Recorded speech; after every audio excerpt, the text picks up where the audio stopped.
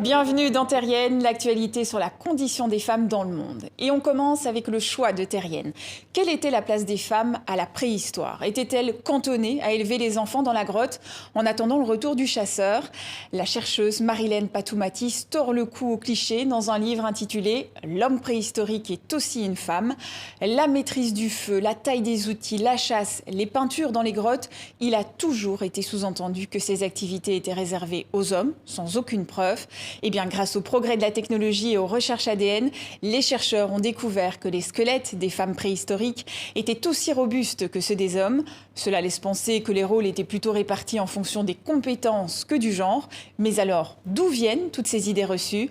On écoute les explications de Marilène Patou-Matis. Lorsque les premières découvertes sont faites, les premiers préhistoriens sont tous des hommes qui vivent au 19e siècle, qui vivent en plus en Europe, notamment en France, en Angleterre et en Belgique.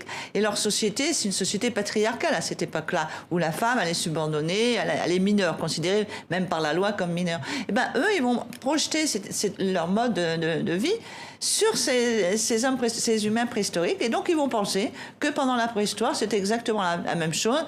La femme dans la grotte, en train de balayer, et puis avec ses enfants, et l'homme à la chasse, en taillant les silex. Et voilà. On a souvent traité les femmes de moins inventives. Donc, par exemple, pourquoi ce ne serait pas les femmes qui auraient inventé la maîtrise du feu ? En fin de compte, les femmes sont extrêmement robustes, comme les hommes. Et en plus, on s'aperçoit que dans les activités, leur activité était beaucoup plus diversifiée. On voit des petits traumatismes sur leurs bras, sur les squelettes, qui montrent qu'il y avait des activités répétées et qu'elles étaient vraiment à travailler des choses dures comme la terre. On en vient au coup de griffe de Terrienne avec le procès de l'artiste Yulia Zvetkova dans l'extrême-orient russe. Cette militante féministe et LGBT est accusée de diffusion de pornographie. Elle a publié des dessins de sexe féminin sur Internet, des croquis et des sculptures qui visaient à dénoncer les tabous sur le corps des femmes. Mais c'était suffisant pour heurter le pouvoir et ses valeurs conservatrices. Assignée à résidence depuis novembre 2019, la jeune femme âgée de 27 ans risque jusqu'à 6 ans de prison.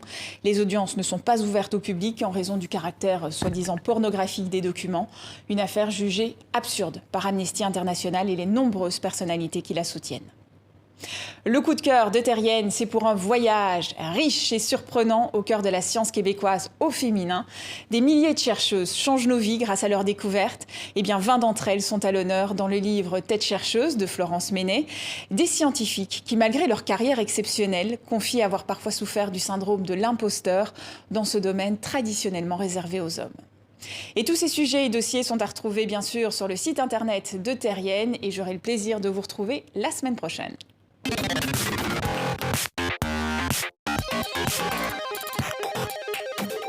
Thank you.